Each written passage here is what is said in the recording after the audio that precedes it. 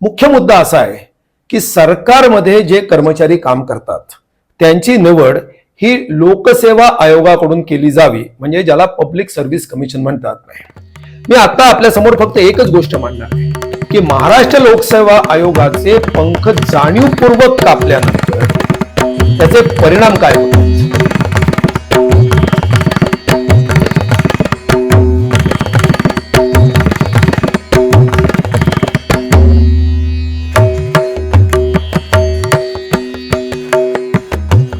नमस्कार.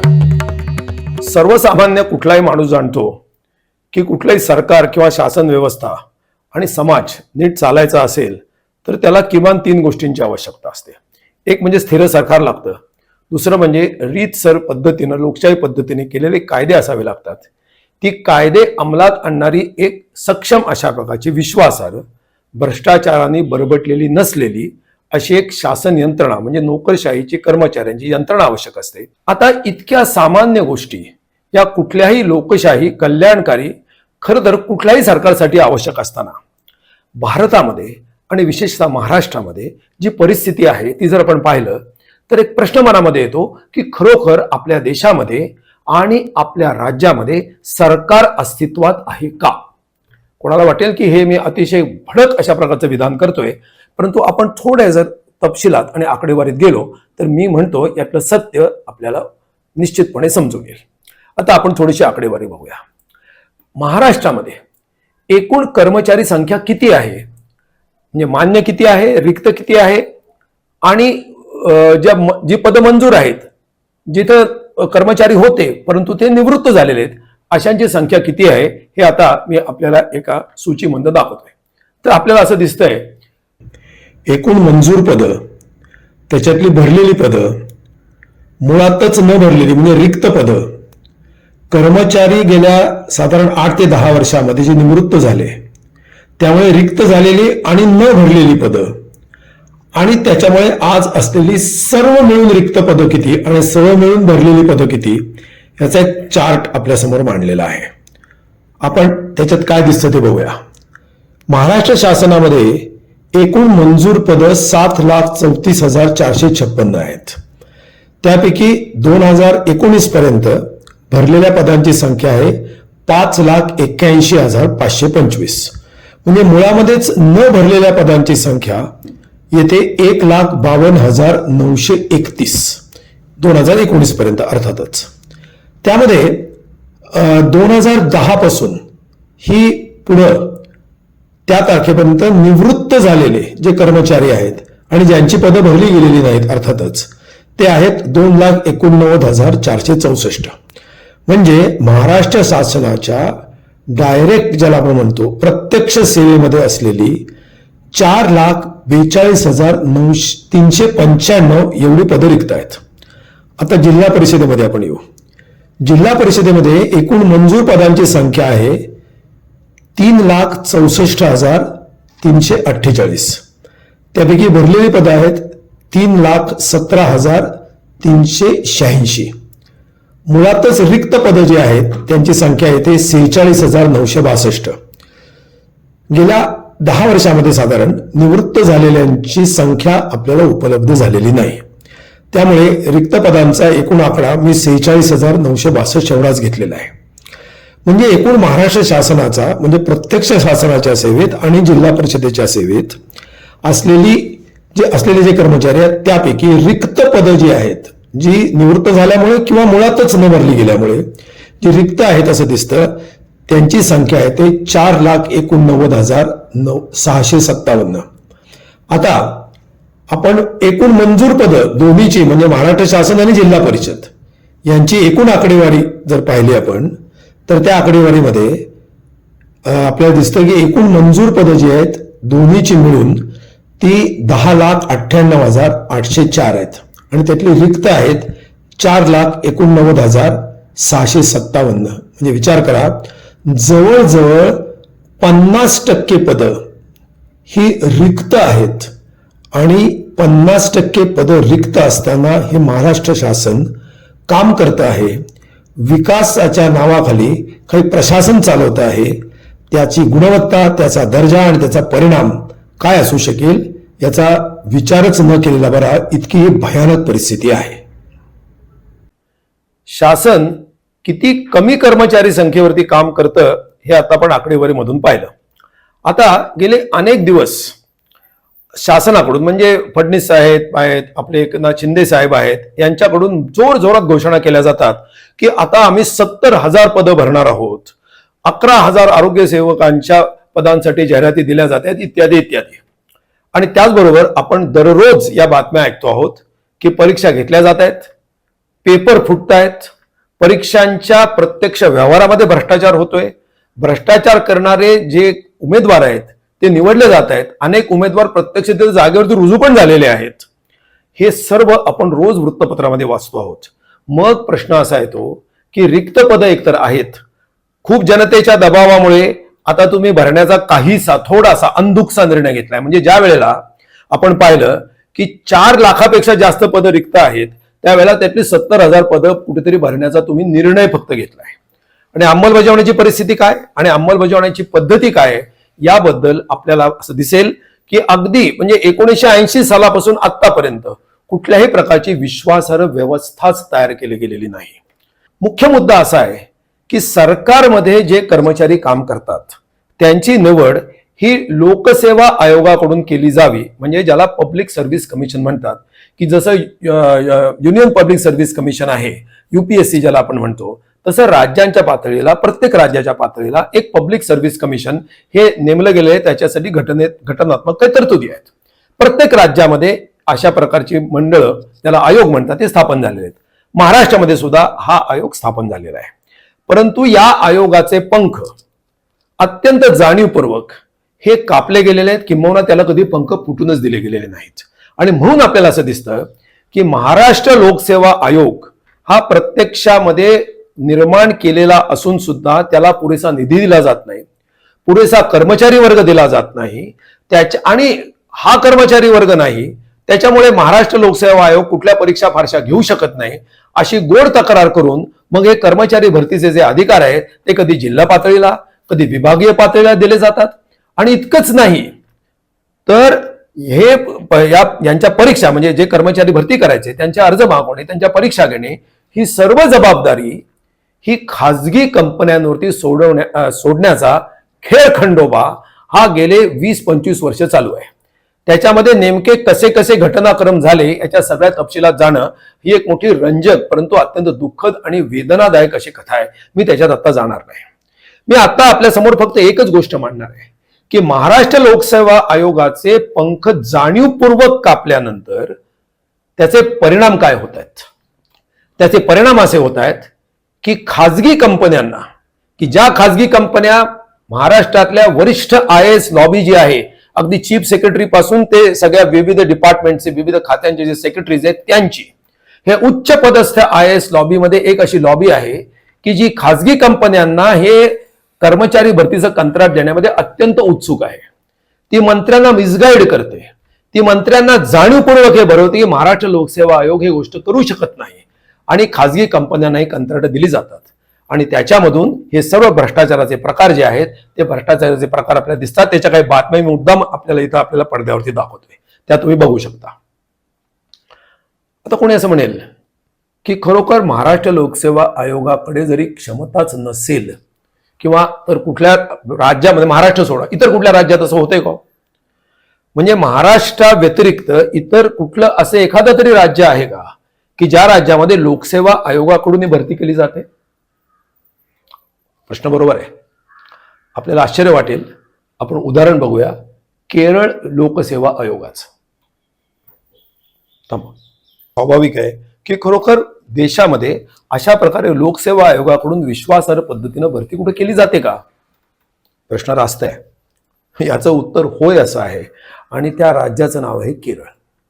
केरळ अतिशय छोटं राज्य आहे, परंतु तिथला लोकसेवा आयोग हा किती बळकट आहे हे आता आकडेवारीच्या आधारे आपण तपासून बघूया. पहिल्यांदा बघा की महाराष्ट्रातली परिस्थिती काय ते आपण बघू. महाराष्ट्रामध्ये लोकसेवा आयोगाकडे सगळे, अगदी शिपायापासून स्वच्छता कर्मचाऱ्यापासून ते वरिष्ठ अधिकाऱ्यापर्यंत एकूण फक्त 271 कर्मचारी आहेत.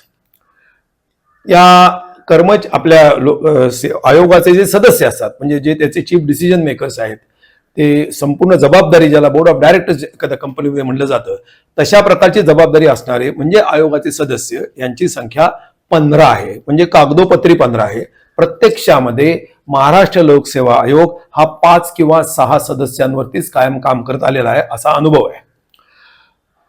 महाराष्ट्र लोकसेवा आयोगाचं बजेट हे फक्त 60 कोटी रुपयाचं आहे. म्हणजे अर्थात त्यातला हा जो कर्मचाऱ्यांच्या वेतनाचा भाग आहे हा त्याच्यातनं वेगळा आहे, परंतु बाकीच्या खर्चाचं सगळं, त्यांचा परीक्षाचा खर्च, त्यांचे कार्यालय चालवण्याचा खर्च सगळा जर घेतला तर फक्त 60 कोटी रुपयामध्ये त्यांना चालवावा लागतो. तर आता जर आपण असं थोडक्यात पाहिलं, गेल्या 7-8 वर्षाचा जर आकडा पाहिला, तर महाराष्ट्र लोकसेवा आयोग ज्या कर्मचाऱ्यांची भरती करण्याची जबाबदारी घेतो आणि पार पाडतो त्यांची संख्या एका वर्षामध्ये अगदी खूप लिबरली जरी विचार केला तरी 2000 ते 3000च्या पुढे जात नाही. हा सर्व जो खटाटोप आहे, लोकसेवा आयोग घटनात्मक तरतुदा फक्त एवढ्या कर्मचाऱ्यांच्या भरतीसाठी केला जातो. याचा अर्थ ऑफिसरची तेवढी पदं निघतात असं नाही. याचा अर्थ असं नाही की जेवढ्या पदांसाठी परीक्षा घेतली जाते तेवढ्यांच्या नेमणुका होतात असा पण त्याचा अर्थ नाही. एक सर्वसाधारण त्याची रेंज सांगण्यासाठी फक्त मी आपल्याला आकडा सांगितला. आता आपण थोडीशी तुलना करून बघूया की केरळ लोकसेवा आयोगाची परिस्थिती काय आहे. आता केरळ लोकसेवा आयोगामध्ये सदस्यांची संख्या ही 18 आहे आणि ती सगळी बहुतेक पदं भरली गेलेली असतात. आता कुठल्या कुठल्या पदांची भरती केरळ लोकसेवा आयोग करतो ते लक्षात घ्या. केरळ राज्य सरकारची सर्व पदं केरळ लोकसेवा आयोग भरतो. केरळ राज्य वीज मंडळ, केरळ राज्य परिवहन मंडळ, सर्व स्थानिक स्वराज्य संस्था म्हणजे नगरपालिका, महानगरपालिका, पंचायत समित्या, जिल्हा परिषदा, 15 शिखर सहकारी संस्था स्टेट लेवलच्या म्हणजे तिथल्या, आणि जिल्हा सहकारी बँका, आणि या व्यतिरिक्त केरळ सरकारची मालकीची सर्व महामंडळ आणि कंपन्या आहेत त्या सगळ्यांच्या कर्मचारी भरतीची, सर्व प्रकारच्या कर्मचारी भरतीची जबाबदारी केरळ लोकसेवा आयोगावरती आहे. ती एका अत्यंत पारदर्शक आणि सुसंघटित अशा पद्धतीतून व्यवस्था पार पाडली जाते. आता केरळ छोटं राज्य आहे, त्यांच्यामध्ये आपल्याला असं दिसेल मुख्य कार्यालय तिरुवनंतपुरमला आहे, प्रादेशिक कार्यालय 3 आहेत, कोल्लम, एर्नाकुलम, कोझिकोड या ठिकाणी, आणि प्रत्येक कार्यालयामध्ये लोकसेवा आयोगाचा एक सहसचिव दर्जाचा एक प्रादेशिक अधिकारी आहे. नंतर प्रत्येक महसुली जिल्ह्याच्या ठिकाणी त्यांचं एक पुन्हा कार्यालय, अशी 14 कार्यालय आहेत आणि त्याच्या कामकाजा संबंधीचे नियम केलेले आहेत. आणि जर त्यांची आपण कर्मचारी जर संख्या जर पाहिलीत तर त्यांच्याकडे 1 सचिव, 4 अपर सचिव, 13 सहसचिव, 24 उपसचिव, 60 अवर सचिव उच्च आणि निम्न श्रेणीतले, कक्ष अधिकारी 208, सहाय्यक आणि समकक्ष 800, आणि एकूण कर्मचाऱ्यांची संख्या अशी मिळून जर सगळी काढली तर ती 1641 एवढी होते. विचार करा, केरळ हे फार मोठं उत्पन्न असलेलं स्वतःचं राज्य नाही, परंतु केरळमध्ये कर्मचारी भरतीमध्ये कुठल्याही प्रकारचे गैरव्यवहार, परीक्षाचे पेपर फुटणे आणि खासगी कंपन्या हा प्रकार होत नाही, वर्षानुवर्ष होत नाही. याचं कारण हे केरळ लोकसेवा आयोग आहे. आणि म्हणून महाराष्ट्रामध्ये ही खासगी कंपन्यांनी चालवलेली जी काही सगळी यंत्रणा आहे, ताब्यात घेतलेली यंत्रणा आहे, आणि त्याच्याशी हे उच्च पदस्थ IAS अधिकारी, जाणीवपूर्वक IAS अधिकारी शब्द वापरतोय, मंत्रालयातले IAS अधिकारी यांची जी एक मिलीभगत आहे, ती मिलीभगत जर तोडायची असेल आणि जर एक विश्वासार्ह यंत्रणा निर्माण करायची असेल तर MPSC सक्षम करणं हाच एक उपाय आहे. महाराष्ट्र सरकारने आणि आपल्या सगळ्या व्यवस्थेने याचा विचार करणं आवश्यक आहे की बेरोजगारीचं प्रमाण इतकं प्रचंड वाढलेलं आहे. औद्योगिक क्षेत्रामध्ये रोजगार निर्माण होत नाही, शेतीमध्ये, ग्रामीण भागामध्ये नवा रोजगार निर्माण होत नाही, संघटित क्षेत्रामध्ये कंत्राटी कामगारांशिवाय दुसरं कुठचंही काम करायला आज नवीन व्यक्तीला अवसरच उपलब्ध नाही. अशा परिस्थितीमध्ये नाईलाजाने उच्च शिक्षित तरुण हा मोठ्या प्रमाणामध्ये हा सरकारी नोकरीकडे धाव घेतोय. स्पर्धा परीक्षेला बसणाऱ्यांची संख्या जर आपण काढली तर UPSCला अख्ख्या देशातून जवळजवळ 11 लाख अर्ज येतात. महाराष्ट्रामध्ये MPSC आणि त्यातल्या म्हणजे प्रत्यक्ष एमपीएससीच्या राज्य पातळीवरच्या आणि सरळ सेवा या दोन्हीचा, आणि त्याचप्रमाणे काही डायरेक्टली जिल्हा किंवा विभागीय पातळीवरच्या ज्या परीक्षा आहेत त्या सगळ्यांचा जर एकत्रित आपण विचार केला, त्या प्रत्येकाची आकडेवारी अर्थातच आपण तपशिलामध्ये जाऊन बघू शकतो, तर टोटल संख्या ही महाराष्ट्रामध्ये जी स्पर्धा परीक्षांसाठी तयारी करते, अगदी पोलीस भरतीपासून ते एमपीएससीच्या तहसीलदाराच्या परीक्षेपर्यंत, ही 20 लाखाच्या पुढे आहे.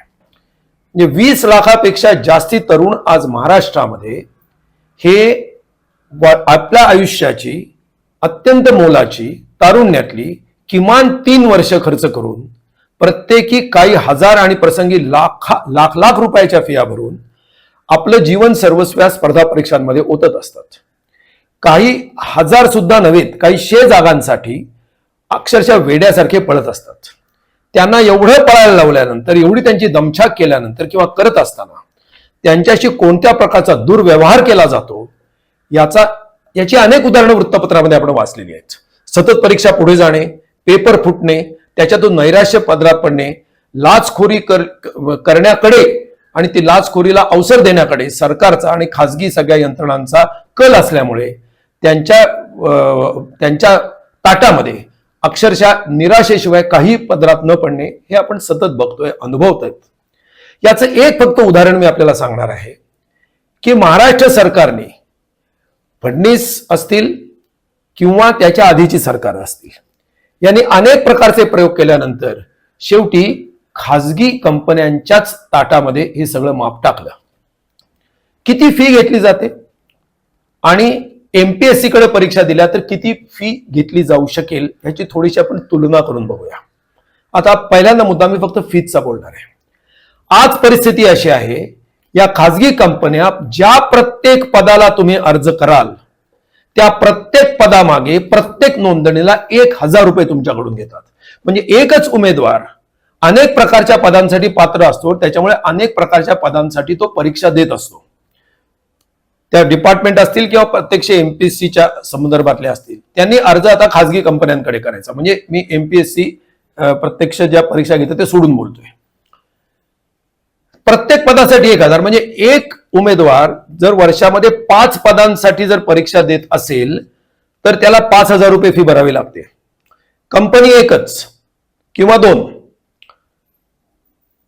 जर या परीक्षा एमपीएससीने घेतल्या तर एमपीएससीची फी फक्त 524 रुपये आहे. म्हणजे मुळात म्हणजे एक सिंगल पदासाठी 524 रुपये असं जरी समजलं तर तिथे निम्मी आहे. आता या परीक्षा 1000 रुपये भरून घेतल्यानंतर त्यांच्या वाट्याला जे आलं, आता नुकताच तो तलाठी परीक्षेचा जो अनुभव आहे आणि किती पैसे कोणी कमावले याचा विचार करण्यासारखी ही गोष्ट आहे. आता मी आपल्याला इथे एक बातमी दाखवतो आहे, त्या बातमीचा आपण संदर्भ इथे पडद्यावरती बघा. आपल्याला दिसेल की तलाठी भरतीसाठी विभागीय पातळीवरती, एमपीएससीची परीक्षा नाही, तलाठी भरतीसाठी विभागीय पातळीवरती काही परीक्षा घेतल्या गेल्या. ते कॉन्ट्रॅक्ट सगळं टीसीएस कंपनीला दिलं गेलं होतं. टीसीएस ही त्यातल्यात विश्वासार्ह कंपनी निश्चितच आहे. अर्ज आले, जागा होत्या 4166.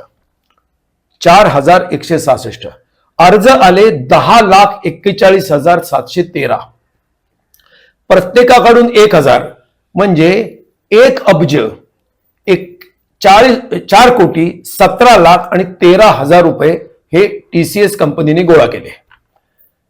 आणि प्रत्यक्ष उमेदवारांच्या पदरामध्ये काय पडलं तर ज्या शहरात ते राहतात त्याच्यापेक्षा कधी 200 किलोमीटर, कधी 100 किलोमीटर, कधी तर 300 किलोमीटर अंतरावरती त्यांची केंद्र आली. आता 10,41,713 विद्यार्थ्यांनी याच्यासाठी अर्ज भरले, मोठ्या आशेने भरले, परंतु त्यांच्या पदरामध्ये मगाशी मी सांगितलं त्या पद्धतीनं एक मनस्ताप पडला. त्याचं एक फक्त उदाहरण मी आपल्या इथं सांगतो की गुरुवारी पुण्यामध्ये पहिल्या दिवशी 3 सत्रामध्ये ही परीक्षा जी गेली त्याच्यामध्ये नंबर होते 45,378 विद्यार्थ्यांचे, पण त्याच्यापैकी फक्त 34,153 विद्यार्थी प्रत्यक्षात परीक्षेला बसले.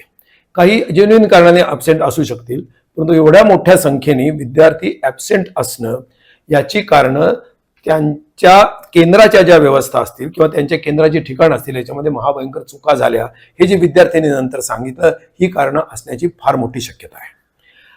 त्या ठिकाणी TCS ची केंद्र ही सक्षम आहेत, परंतु त्याच्यामध्ये बऱ्याच तांत्रिक अडचणी या हायटेक युगामध्ये निर्माण झालेल्या आहेत. उदाहरणार्थ, सध्याचं जे तंत्रज्ञान आहे ते 5G टेक्नॉलॉजी आहे. जे इलेक्ट्रॉनिक जॅमर्स बसवलेले असतात, मोबाईल संदेश येऊ नयेत यासाठी बाहेरून किंवा आतमधून जाऊ नयेत, ते सगळे 3G यंत्रणेवरती आधारलेले आहेत. त्यामुळे 5G चे संदेश येऊ शकतात, जाऊ शकतात आणि हायटेक कॉपी करणाऱ्यांचा याच्यामध्ये मोठा फायदा होतो. म्हणजेच याचा अर्थ, जर आपल्याला विश्वासार्ह पद्धतीनं परीक्षा घ्यायच्या असतील तर त्याच्यासाठी विशिष्ट प्रकारची चांगली हायटेक अशी यंत्रणा उभी करायला पर्याय नाही. त्यासाठी योग्य बजेट देण्याची गरज आहे. परंतु महाराष्ट्र सरकार जे वाटेल त्या कारणासाठी आपल्या आमदारांना आणि फोडून आणलेल्या आमदारांना विशेषतः खुश करण्यासाठी शेकडो कोटी रुपयाची खिळापत वाटते विशिष्ट आमदारांना विशिष्ट मतदारसंघामध्ये. ते महाराष्ट्र सरकार या महाराष्ट्र लोकसेवा आयोगाला सक्षम करण्यासाठी आणि त्यांच्यासाठी अशी सक्षम आणि हायटेक अशा प्रकारची परीक्षा केंद्र स्थापन करण्यासाठी काहीही बजेट देत नाही. मुख्यमंत्र्यांकडे नुकतंच या विद्यार्थ्यांचं एक मोठं शिष्टमंडळ गेलं होतं. त्यांनी ज्या मागण्या केलेल्या आहेत त्या अतिशय महत्वाच्या आहेत आणि त्या या ठिकाणी मी आपल्याला मुद्दाम सांगतोय.